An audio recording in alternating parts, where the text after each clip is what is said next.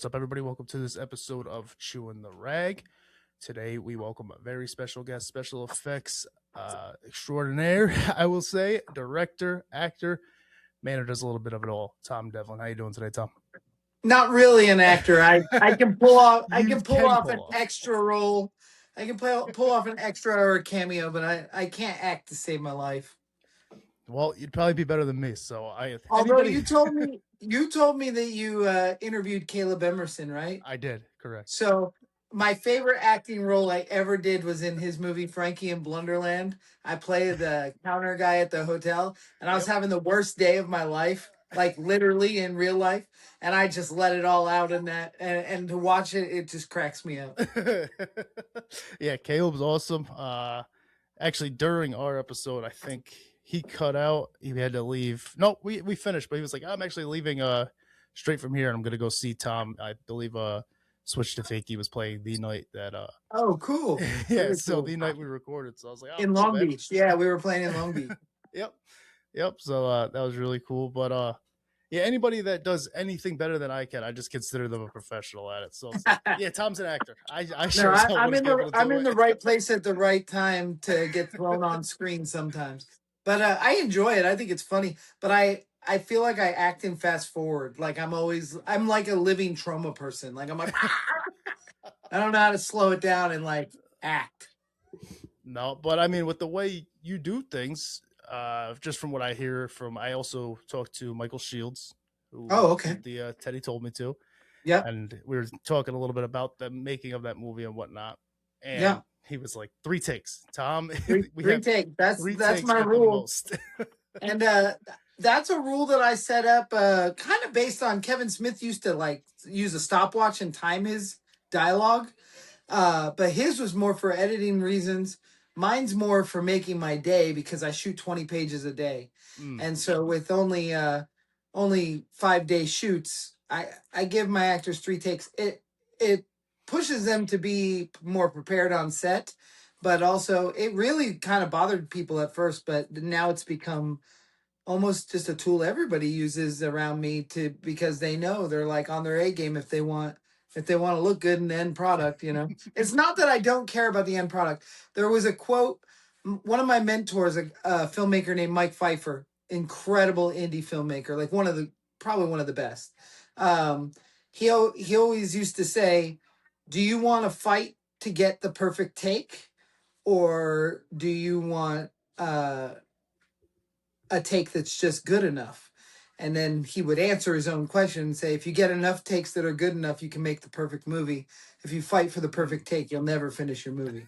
And he's right. Like I've been on set where people took 30 takes of somebody trying to hold a hand on a movie called Zombies of Mass Destruction, right? And then when it comes to an effect where a head gets ripped off or somebody gets killed, one take, it didn't work. We're moving on. And it's like, this movie's called, I just chose Zombies of Mass Destruction. It wasn't that great movie, but any of these movies are about the monsters and the effects, the shit that I work on. And so, like, nobody cares about that handhold. Let's just make sure that the decapitation looks good. Exactly. No, I agree with that. That's a great quote because you spend all this time trying to get that perfect shot. And if you don't get it, I mean, you're just going to get, I guess, discouraged would be the best word. And even if you do, you got a great trailer moment, but then you don't have like the meat and potatoes that people want to see in the movie. You don't have time for at the end, And I've been victim of that as an effects artist on 100 movies. And it doesn't matter if it's Full Moon or something bigger. It gets down to the effects and they're on the last day and everybody's tired and they're like, all right, let's just move on. And I'm like, yeah, right. And I've done it too. I've done it too. And as a director, it's like, oh, that's real complicated and I don't have time. All right, let's go. Nope, I get it completely. And you have a lot of the same I guess actors in the films. I just watched Nameless last night. Oh, cool. I watched that last night and you can see kind of the reoccurring from that. Las Vegas Frankenstein. Is that not just a choice because they're familiar with how you work, but also just a close-knit group? Or we're a family. We're a family. We're a team and a family, and we always bring new comers in, and sometimes they stick around. My one of my favorite movies I ever made is called The After Dark, and one of our actresses had to bow out early on, like right before we were shooting. So I put one of my makeup artists, Ashley Ballou, in her role, and Ashley has now starred in every movie I've made since because she's just awesome. And we are super tight, and it is really fun to kind of build all this together. And it's like going back to camp, Yeah, every yeah, time. We're about to do one. We're about to do a movie called Return to Shadow Valley, yep. and it's just cool because it's like calling all the homies up, and even Caleb is going to come out for a day just to get killed off, and it's like it just get and hopefully he's going to edit the film as well. Oh, nice. But yeah, it's cool to just like get everybody together and go have so much fun and make so many inside jokes and so many memories, and then that's a wrap, and wait for the premiere and do it again. Yeah, no, it's very. You mentioned trauma earlier. It's very kind of trauma esque in that regard, where, Yeah, and that's um, that's where the roots are, yeah, for me anyway. yeah, no, no, it's really cool to see. Just seeing, even for myself or my wife, who's I'm kind of just nerding out with her and getting her involved in all my stuff, but for us to just see the constant Osborne, I believe is his last name. We see Matt, him. We yeah, point Matt Osborne. Matt's great. yeah. Point him out, and then you just see everybody else reoccurring, and then obviously you just mentioned Return to Shadow Valley. We're going to talk about that with the creepy crowdfunding and what you're doing with that. I think that's really cool. All the perks and whatnot with that. Yeah, creepy crowdfunding is one of those. So for those people that your audiences that don't know who I am, Mm-hmm. I'm like uber independent to the point where like I have to own everything I do. I don't I'm my own distribution, so we put these movies out on our own that we make at Plan 10. And then as an effects artist, even early on, like 19, 20 years old, I decided I had to have my own company. I didn't want to work for the guy. I wanted to be the guy. So I started 1313 Effects in 2002, and it's still going strong. But I just we were gonna do our first crowdfunding campaign. This is my ninth movie I ever directed. Like I don't know, 16th or 17th that I've produced, but the ninth that I've directed. And I I started going through Indiegogo, which I never crowdfunded, and I wasn't open to it. Like I kind of spoke adamantly against crowdfunding for a long time, and because it's abused. A lot of Mm-hmm. times crowdfunding can be abused, and I get sick and tired. It's slowed down over a little while now, but I used to get every day an email from somebody, help me achieve my dream, help me do this, and it's like, well, I don't know, maybe you should try it. To me, it was always a gift to give the end product film to the fan base, not to ask the fan base to help me make a film so I could Correct. feel Yeah. very cool. But my producer, Mike Lenzini, who produced Nameless and Las Vegas Frankenstein, Yep.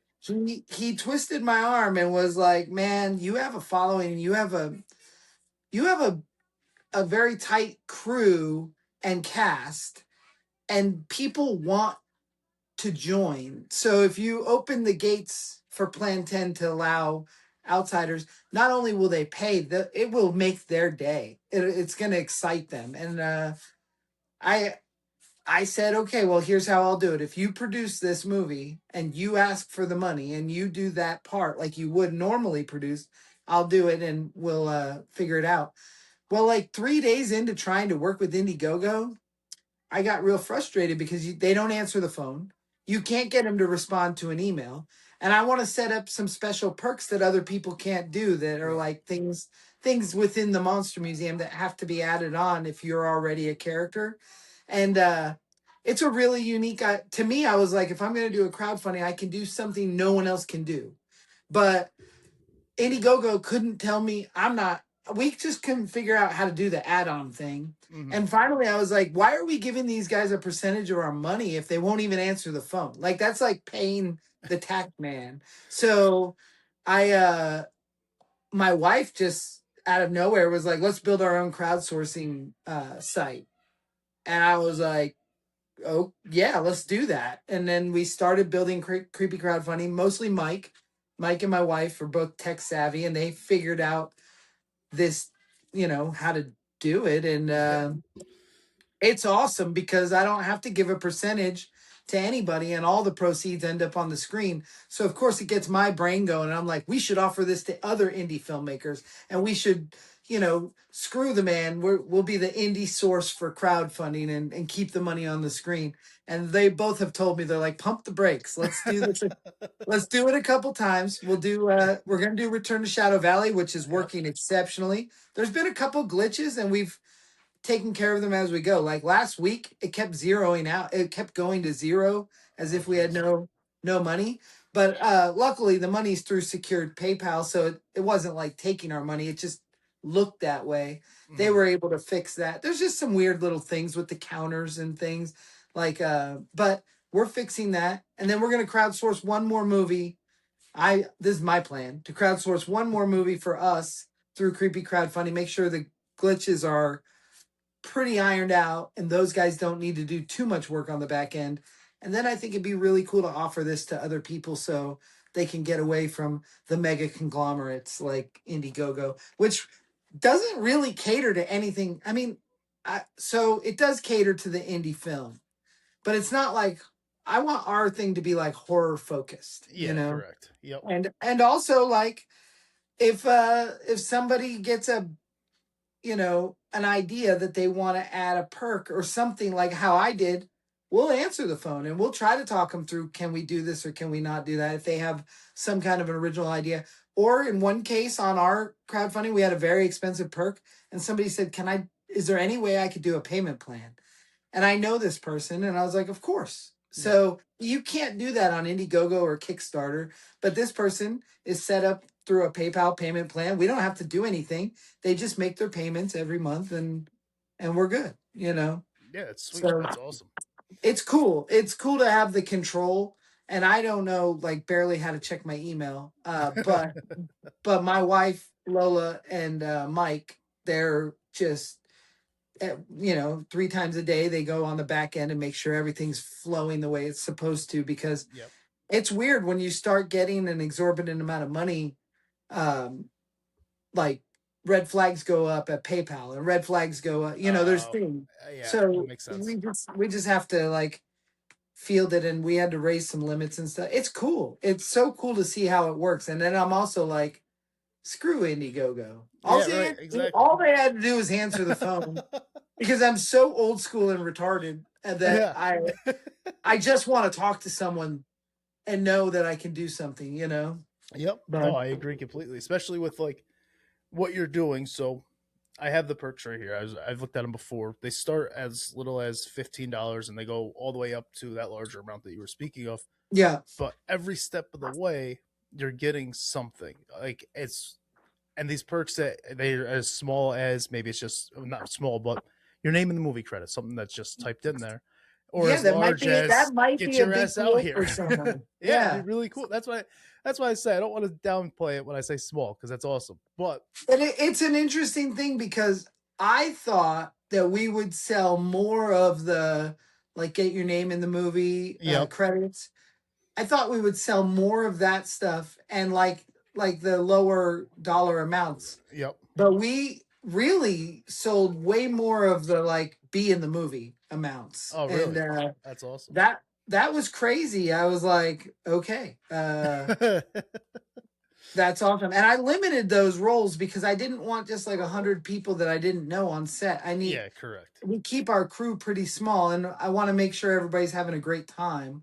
So but it's pretty interesting. Even with the zombie acting, like I thought the background ones, the cheaper version would sell Yep. way before the hero ones, and we sold out of the hero ones like in the first week. Jesus, that's It's awesome cool. though. That's really It's cool. very cool. Because Yeah. I would have thought the same exact thing. When you look at these, you're like, okay. Or even I'm a nerd. I got these figures. I got the Caleb Emerson Yeah. figure. It's like, for me, it's like the zombie bust, the zombie figure. Like that's more my The speed. bust has that is definitely our number one seller. Yeah. Like people have bought that the crap out of that. And I think it's so cool. Yeah, no, so do I. I think, like I said, I enjoy collecting.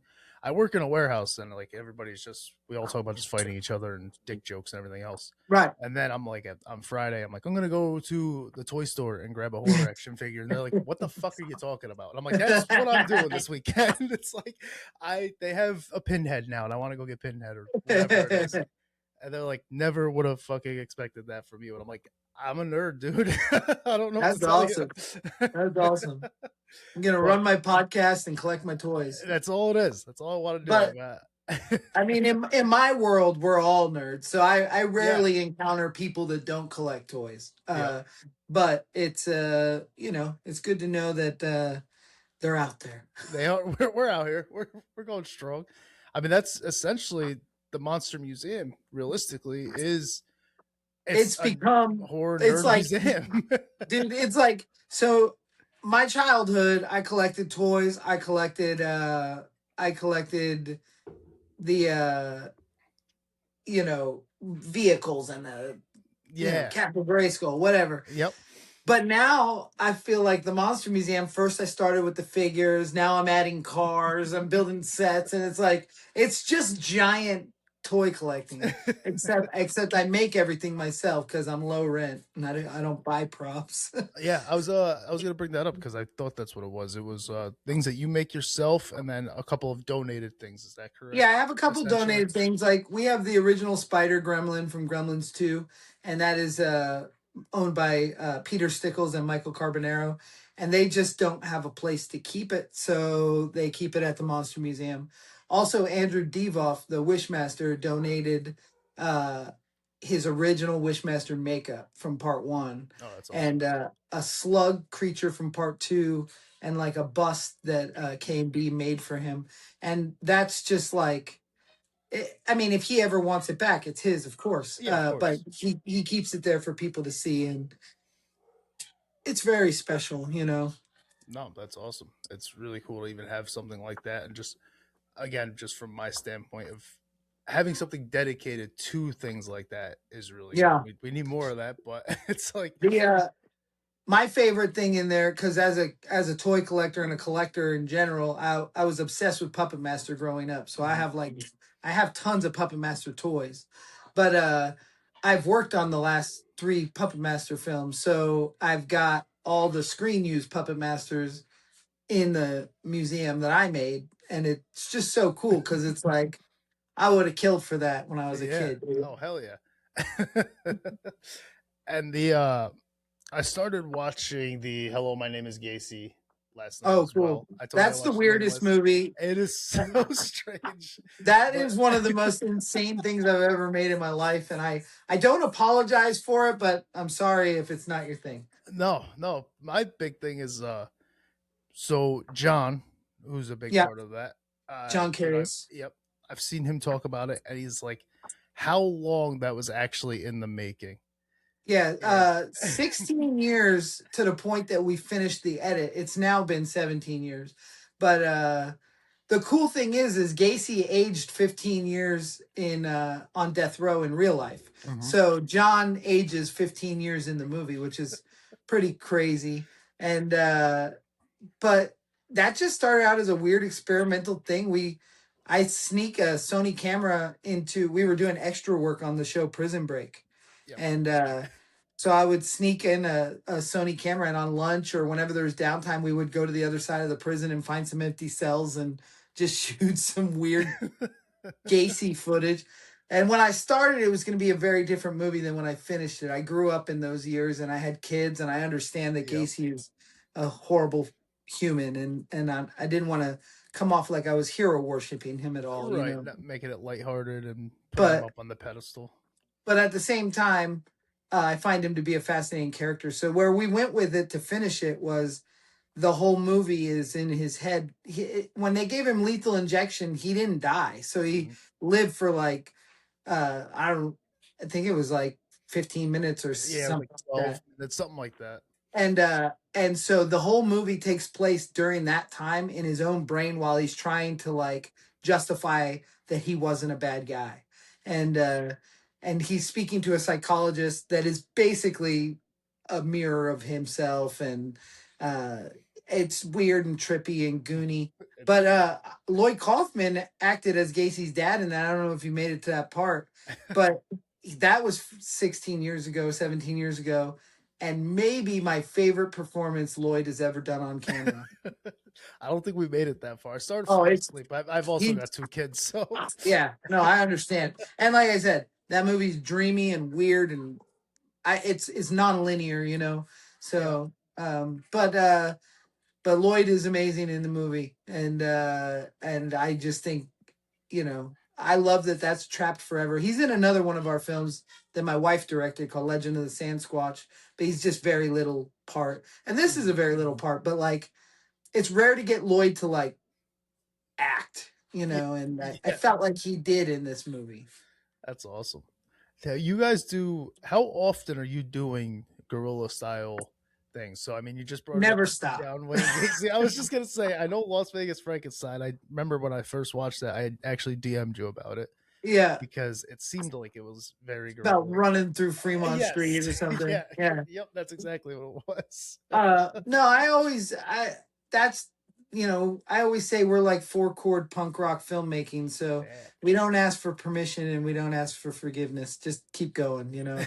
But we're always there's always something in the works, right? You know, so like right now, my film Laughter Face, which I have not talked about enough online ever, because I'm nervous to break it too soon so nobody will care when it comes out. But Okay. it's I love this movie and it's finished. Caleb's finishing the edit. It's awesome. And then, we've got a movie releasing in August called It Steals Your Skin. And then in September, Bloody Bluff, my Sasquatch movie, which was the last film I directed. And then it's a period piece. And we shot that completely guerrilla up in Mount Charleston. We camped out for 5 days and just made the movie overnight during the day. Never got a permit or anything, And and then now we're about to do Return to Shadow Valley, which luckily kind of like it's shot where we shot Nameless. So we have a ranch that's like 26 acres out in Pahrump, and Hmm. we can do whatever we want out there without getting in trouble. Oh, nice. Yeah. I was gonna ask about that just because the location of Nameless, it's very, very secluded. I would Desert. say. I didn't know Yeah. if that was private land. I didn't know if that was public land or A exactly which. little bit Maybe. of both. It's a Yeah. little bit of both. Like the stuff where he's standing up on the rock, Yep. that's a place called Keyhole Canyon out here in Boulder City. And it's BLM land. I mean, we can shoot out there. There's no problem. Oh, nice. But most of the stuff in Nameless is shot out at what we call Sac Movie Ranch, which my buddy Steve owns, and Steve is Nameless, and that's Yep. where like pretty much the whole movie takes place because we can operate out there without ever feeling like we're bothering anybody Yeah. or disrupting anything. No, that's awesome. That's really cool. I like. That's we'll Yeah. build the Shadow Valley Cemetery out there, and it's going to be pretty cool. Yeah, that's just more the again, just nerd stuff where you kind of wonder those things where it's like that looked like that wasn't planned. That looked like, what did they have to do to get that location? Just stuff like that, Right. the ins and outs that maybe not everybody cares about, but I do, which is why I do this. Yeah. Yeah. Well, I mean, I don't know how many movies I worked on in LA that like every time it's a desert, we just go out to Palmdale and it looks the same. And so it's cool to be like we can find these really remote areas out here in Nevada that just nobody has put on camera yet. Yeah, no, it's really cool to see. And then I'm gonna jump back to Teddy Told Me To because that mask, the first time I seen that mask was Face Off. Okay, cool. So with Did you that, watch the original run of Face Off? I did not. Okay. I saw it. I did see the mask before Teddy Told Me To, but I actually didn't connect it just because it was so long ago that Yeah. I didn't connect it till after the fact. I was like, oh shit, that's that's the mask from Face Off. I'm like, Yeah. so that's what it was like. It clicked after the fact. But so was that? I guess how far back does the mask come before the thought of the movie, or was Oh the yeah. movie thought? Yeah, okay, No, the mask was developed on the show Face on the Off. show. So, Okay, so during the show, we had a guest host. It was Sean Cunningham, yep, who created Friday the 13th, and he gives us a challenge to make a slasher. And of all the challenges on that show that I wanted to win, it was that one. that I had recently watched The Hills Run Red, Dave Parker's slasher film, and I love that movie, man. It's so good, and I love that babyface character, and I started to lean towards that like baby doll face. Yep. And this other girl on the show, Sam, was like, "I'm gonna do a baby doll face," and I was like, "Oh, okay," but like, cool. I was a little like, but I just said I would like. Yeah, right. What the fuck? She wasn't backing down. No. She's a great girl and I love her. And I was like, okay. So I just started thinking about what Sean said. And he's like, the stuff that scared us as kids will come back in our adulthood, you know? And that's why I had jumped to the baby doll. But then I started thinking about it. I was like, man, I had an awesome dream when I was a kid that Teddy Ruxpin and Chucky joined up against me. And I loved Teddy Ruxpin, but it terrified me. So I removed one of his eyeballs in his lower jaw out of my Teddy Ruxpin doll. And it's in the movie Teddy Told Me To, the same Yep. one. Um, but then like so I just turned that into a mask and I put it into his I love Jason the makeup in Jason Goes to Hell, so I like really sunk it into his face like Jason Goes Yep. to Hell. And um next thing you know, that Teddy Told Me To was on the TV show. And then I got a lot of fanfare right after the show aired, like kids doing like drawings, and then a couple people dressed up like him for Halloween. I got pictures of that. It was so It's cool awesome. that I was like, when it came, we wrote a movie immediately. Me and Vince, the guy that plays Jimmy in Teddy, we Yep. wrote a movie, but it was much more like Halloween 2, and it was way bigger budget. Like there was like mental institutions and Oh city Jesus. parks, and I mean it was just a lot of stuff, a police department. And so then like 10 years had passed and we'd never talked about doing that movie really. I tried to get a comic book made of it. I tried to have other directors do that movie because I had never directed at that point either. And then I did a movie called Time's Up, and right 2020, right around 2020, I guess. I did Time's Up on New Year's Eve. It's a New Year's slasher in Maine, and I was driving back to Vegas, and I had just worked with Topher and Kamara, who are in Teddy Told Me To. Yep. I was like, man, I want to make a slasher movie where we can put the goods on the screen, because in Time's Up, it was one of those situations where the directors were great guys, but they just kind of like shied away from anything that was awesome. And Yeah. it's crazy because like they're horror guys. You know, it's like L.C. Holtz, Damien Maffei. They're like Yeah. Right. horror There. Yeah. horror dudes. Yep. But for some reason, when it came time to like get heavy on the effects, they'd be like, "Oh no, no, just like three guys over there on the ground," and it's like, Mm. "Oh, come on." So on the way home, I was like, "Man, I want to do a slasher movie of my own. I want to make it as crazy as I want." And I called my wife, who directs movies and has done like 4 feature films, and I called her and I said, "I'm gonna write a new Teddy Told Me To based on our haunted house, and then you can direct it. We'll do it in October." And she said no. She's like, I don't want to direct it. And I was like, what do you mean you don't want to direct it? And she said, that's your movie. You should tell that story.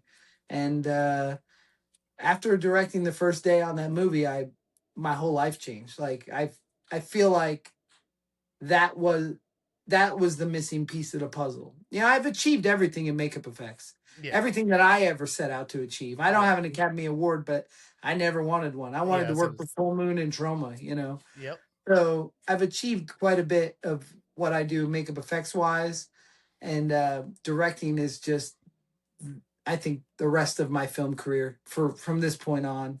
And I've done 9 features in like 4 years. That's a lot, you know. That is a lot. That's. I But was gonna. I was gonna ask, like, that transition from special effects. Not that you're out of special effects, obviously, that'll always be there. But like going from that to directing, and how weird it was to kind of it's take that funny. on. At first it didn't seem like I would ever do that because my wife is a badass director. She went to Mm. USC. She's like a filmmaker. She deserves better than my garbage films, but she can actually make a real movie.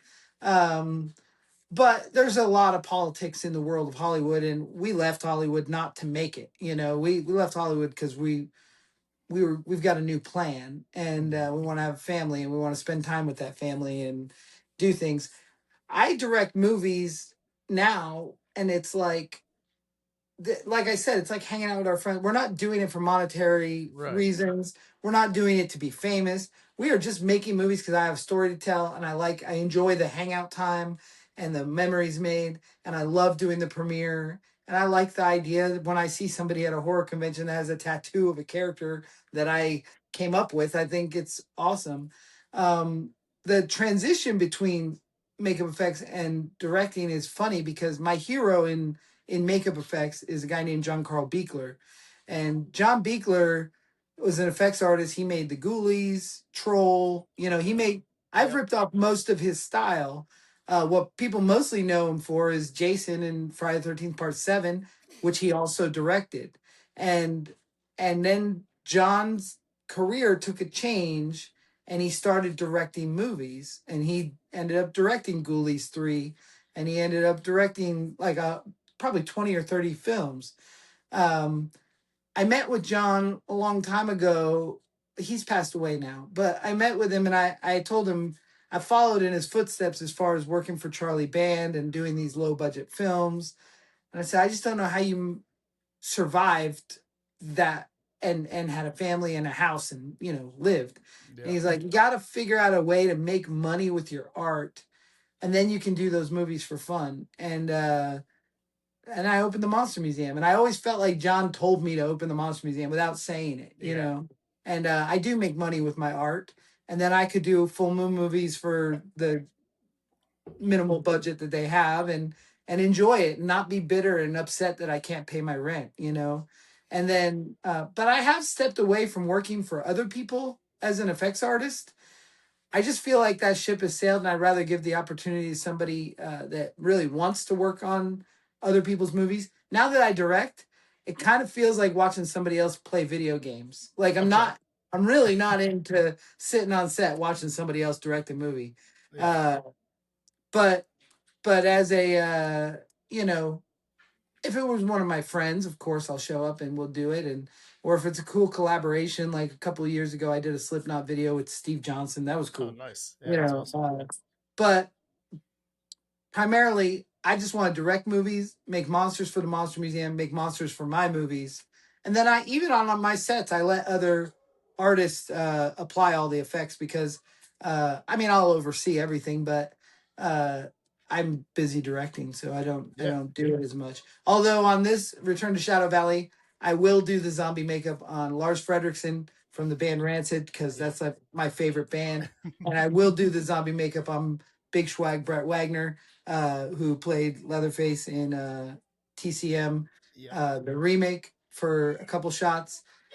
He's just a good friend, and I just want to check those off my bucket list. So Yeah. No, that's really cool. You've did you work with Lars before on something? yeah, I he came on believe. our film The After Dark, Okay, I was gonna say I which believe I thought you did, is but a total punk rock vampire film that I wrote in like 10th grade. It's a movie oh I really? wanted to make forever. And 26 years later, we made the movie. I directed it. It was so awesome. And I cold called Lars and was like, hey man, I didn't know him. I've never met him. I just sent him a DM. And I said, I know you love wrestling and I know you love horror movies. I'm making a vampire movie with Gangrel and Sin Bodhi and a bunch of Paul London, a bunch of wrestlers, Yep. and uh, and he wrote within like 5 minutes. He's like, "I'm in, bro." Really? Yeah, That's awesome. and then on this one, I sent him this. You know, we've become friends since the After Dark, and I Yeah. sent him the script, and I said, "I wrote you this part of Lenny. If you'll take it, low budget zombie movie." And he said, "I'll look at the script," and then by the end of the night, he was like, "This is awesome. Let's do it." You know, Hell yeah. and it's so cool, so cool. No, it's really cool. I mean, even just like for me, obviously, right? Very small scale, but that's still how I'm reaching out to people. I DM. It's like, Yeah, and I then mean, the same way when you you reach do out get to that, me. yeah, when you do get that DM back, you're like, fuck yeah, that's awesome. Yeah. Because there's a million that I don't get back. And it's like shit. Sure, And I know but it's not their fault. at least you send them because I do the same thing, man. Every single time Vanilla Ice comes to Las Vegas, I invite him to the Monster Museum, and I've never gotten the message back. I don't know that he checks his own messages, Exactly. but I every single time I'm like, you will love it here. I have Ninja Turtles. You will love it here. I love Vanilla Ice so much. I'm dying. If I can get in a room with him, I think I can get him in a movie. But I just need You need to to. get in the room. That's it. Yeah, As soon as that yeah. happens, you're in. No, I think that's important. I think it's important for others to hear that too, because again, it's how I do it. It's still how you're doing it. I You mean, gotta that's the you have access to that we do it have with, I mean, right. there's so many negatives with social media, but man, is there some weird positives because you can talk to your heroes, Yeah, you know, yeah. um, and sometimes they respond and sometimes they show up. Our movie Laughter Face, we ended up getting Violent J to do an intro for it that, like, I couldn't have done without social media. Yeah. So it's No, pretty cool. it's how I got Caleb. So I was Yeah. the new Toxic Avenger had come out, and I was like, yeah, I'm talking to my wife, knowing the answer was absolutely no. She has not seen the original Toxic Avenger. Yeah. But I'm like, have you ever seen this? She's like, no. And then I'm like, okay. So I show her that, and then I show her Poultrygeist, and Caleb was always my favorite character in Oh, Poultrygeist. Carl Jr. Yeah, Carl Jr. So I was like, you know what? Let me see if I can find him. I actually found his email, so I emailed him, and he got right back to me. He's like, yeah, cool, let's do it. And I was like, oh, no shit. All right, we can do this. Caleb's movie Die You Zombie Bastards is Yes. the one film I watched that movie before I knew Caleb, like right before I met him. When we got to Poultrygeist, the blue DVDs were all over the place. He had brought hundreds and just left them everywhere. So I watched it in like a little portable DVD player. And I called my wife and I was like, I just watched a movie that whoever made it should be my best friend and I should do every movie he's ever made. And I said, it's my mission to make this happen. And then we all went to Niagara Falls to do like, we had one night off where we all went to Niagara Falls and did like karaoke and some other stuff. But Oh, that's awesome. Caleb was there and we started going into like every haunted house. Niagara Falls has got like millions of haunted houses. Yeah. A Yep. year round. And so we start going to haunted houses. Then we went into the serial killer wax museum, and I realized that we were developing this bromance. And then I told him, I was like, I watched Die You Zombie Bastards, and he's like, oh yeah, and I was like, it's my favorite thing I've ever seen in my whole life.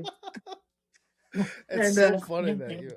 I loved Hassel Atkins. I loved everything about it. I was like, it's shot on film. I mean, it's such a awesome piece of obscure art. Yes. And from that point on, Caleb was my best friend. And he shot my wife's movie Gould Creek and Halfway to Hell. And yeah, he's just the best. He's been involved with everything we do. Yeah, he's awesome. He's he was on the show, and I didn't come right out and ask for anything, but I did kind of allude to it. And Mhm. he gave me his address right away, or an address, I'll say, to send stuff. And then in return, he sent back. It was funny you mentioned DVDs. He's got Frankie and Blunderland, Die You Oh Zombie yeah. Bastard, CDs. Like the idea of him just leaving DVDs around when you said that, I was like, that doesn't surprise me at all because I've got a stack from the guy. But the funniest thing is he is like such a shy. Like if we go to a horror convention, I'm like, I'm Tom Devlin. I make all this stuff, and he is just the guy in the corner, and you're like, hey, are you in Toxic Avenger Part 4? And he's like, he doesn't. There's no shameless self promotion with him. He just is Yeah. a quiet achiever and an Yes. amazing artist, and I love Caleb's movie. I love Frank. I think Frankie and Blunderland should be taught in every film school for Hell yeah. independent cinema because we made that movie on the weekends for like 2 months, and I don't think it cost $10 to make that movie, and it's just Really. awesome. Yeah, That's really cool. It's really cool just to see it all kind of, or not really see it because I'm not there, but just hear about everything coming together with you guys, not yeah, just Caleb, but yourself and what you're doing as well. So that's why I've told you a million times. I do appreciate you coming on and just kind of talking about this yeah. stuff with me. It's awesome. Of course. And then switch to Fakey. Are you still active with Switch to Fakey? I still do shows. Yeah. We have a show coming up August 19th at the Red Dwarf. Nice. And Switch to Fakey is my midlife crisis. We made this movie, the After Dark punk rock vampire movie. I wrote it in 10th grade when I was heavily, heavily into punk rock. Yep. That movie was kind of about my childhood, but with vampires. And I I don't know. I was just so stoked and so jazzed after that film. We built a punk club in my warehouse so to shoot it in. So right when we wrapped, I was like, we had bought all this band equipment. Not bought. I found a PA in the dumpster. We like it truly was punk rock. And Yeah. I was like, man, we're gonna start a band right now. And so I called it Switch to Fakie because I love skateboarding. I grew up a skater, and Yeah. I love the idea that with the title Switch to Fakie, we could be pulling the wool over some people's eyes. My original idea was to come out as these old guys that can barely play, and tell everyone that we were on Warped Tour in '97, and this goes out to the Descendants because we played with them back in, you know that was my idea.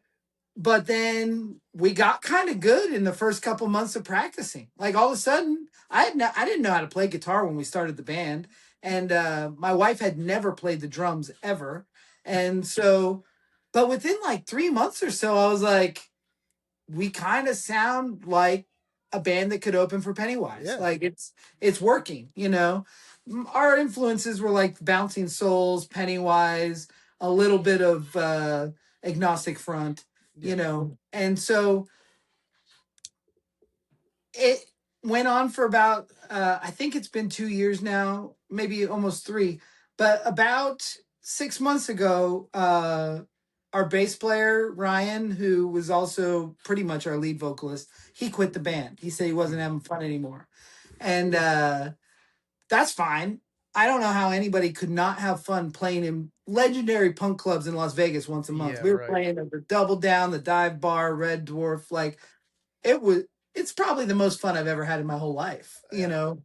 So he wasn't having fun anymore. He's bummed out or whatever. So he left the band, and we just reformed it as a three-piece. So it's my wife on drums, Waleed, who's my partner and everything. Like he's an effects artist. He works at the Monster Museum, and he's a badass guitar player. He's on guitar and semi-lead vocals, and then I play bass and semi-lead vocals. So I figure triangles are the strongest shape, and Yeah. the three of us will be the. We'll just keep going because the thing is Waleed's been in a band since he was like 12. He's never not been in a band. Recently, he was in a band called Chainsaw Fight. He still is, really. They just don't play anymore. But Chainsaw Fight's maybe the greatest horror punk band of all time. And I know they're not like Calabrese or the Misfits. They don't say whoa. They're just Yeah. punk rock horror. Actually, Teddy told me too. The entire soundtrack is I was gonna say that. Chainsaw Fight, Yep. and they're awesome. And so they're kind of like Green Jello, but with horror. And so we've got Waleed, myself, and my wife. So the three of us aren't going anywhere, and we'll just keep playing till we're like 80. Yeah. But That's Swiss to awesome. Bakey, we're getting ready to do a second album. We're writing a bunch of new material for this show that we got coming up on the 19th. And then after the August 19th, when the movie will be done and all that, we'll be able to play regularly again. We've just had to reformat. I had to learn how to play the bass. Honestly, I didn't think it would be much different than playing the guitar, but it was vastly different for me. I don't know. It was everybody. Everybody talks a lot of shit about the bass, like, oh, Yeah. he's It's the just the bass player. bassist. Yep. It's not true, man. Like my finger feels like a rock right now from playing the bass. Like the bass is a serious instrument that you got to kind of figure out. It's different, No, it you know. definitely is. I've messed around. So I was going to shows a lot, pretty much from like ninth grade to.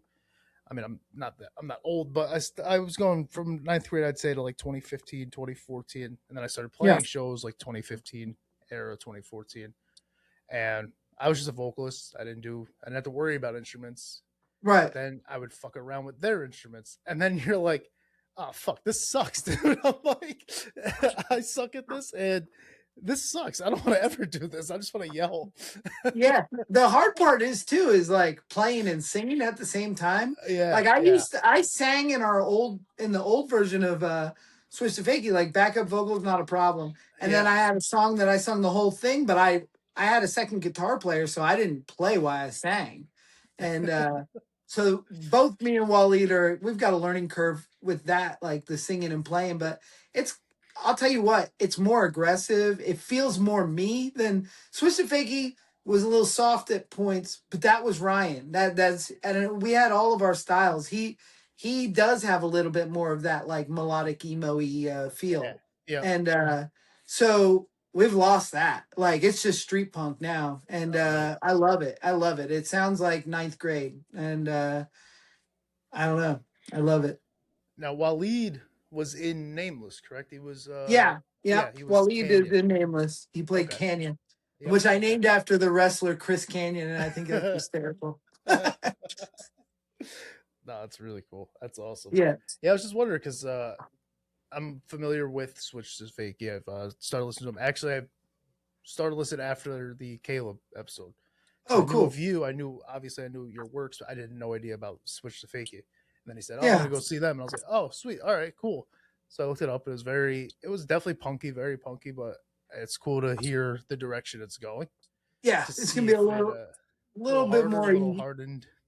Yeah. Yeah, no, that's awesome. I'm looking forward to it. That'll be really cool. Which it's an interesting thing when you're like in our 40s. We don't get the social pits we used to get when we were Yeah, kids.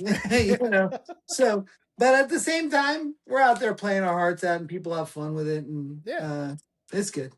No, it's awesome. I enjoy punk. I kind of lean towards like the hardcore a little bit more, like the Yeah. agnostic front, the Madball, the all Yeah. that that stuff there. But I do enjoy the punk aspect of it all. I enjoy hardcore and punk kind of as a whole. So definitely looking forward to it, man. We just wrote a Oi inspired song called Midlife Crisis that it sounds a lot like Blank 77. Oh, Like nice. it's I mean it really sounds like my ninth and 10th grade. It's funny. I like it. Yeah, And the cool thing is like Waleed's a good enough musician, he could play anything, but he just thrives at this. Like he's really good. And if you like the hardcore, you should listen to some Chainsaw Fight because I do. I greatest do. Yep. greatest horror band of all time. So after the episode with Michael Shields, actually, Yeah, we talked music a little bit and Chainsaw Fight from the movie, obviously. So then yeah, I got into them a bit more, and yeah. He's very good awesome. stuff. When we first worked with Lars, Waleed gave him a Chainsaw Fight CD, and he posted on his Instagram. He's like, "I just heard my new favorite band," and Nice. they got tons of They followers. got flooded. And I'm such a like a mover and a shaker that I was like, and this is before Switch to Fakey ever was, but I Yeah. was just like, dude, I could put you guys on the road right now doing horror conventions. You could have, but they they all had health problems, and Yeah. that's the hard part is they have lives and kids, and Yep. it's tough, man. Like that's why I don't really want to get another bass player. I just want to keep the three of us because I know the three of us have nothing else going on except everything that I'm coming up Except, with. yeah, yeah. No, that's smart. It's true. Like the aspect of wives, kids, a life, even just this an hour a week or whatever it might be. If I really hammer down and get a few guests, but I have a 9 to 5. It's a very small scale, but it does still impact things. The Of wife, course. the kids, the everyday life. I have a 1 year old and the other one's 7, so it's a little bit of a Okay. age gap too. So it's like you're trying Yeah. to not make the one bored, but you got to entertain the baby. It's on top Yeah. of 9 to 5, finding the hour to do this. So I can't imagine trying to bring somebody into what you're doing with Switch to Fakey movies, whatever it might be that you know doesn't deal with this sort of thing. Yeah. And that was the thing I tried to with our old bass player. I put him in the movies. Like he's in our new movie, It Steals Your Skin. He was in the After Dark as an extra. That's how I met him.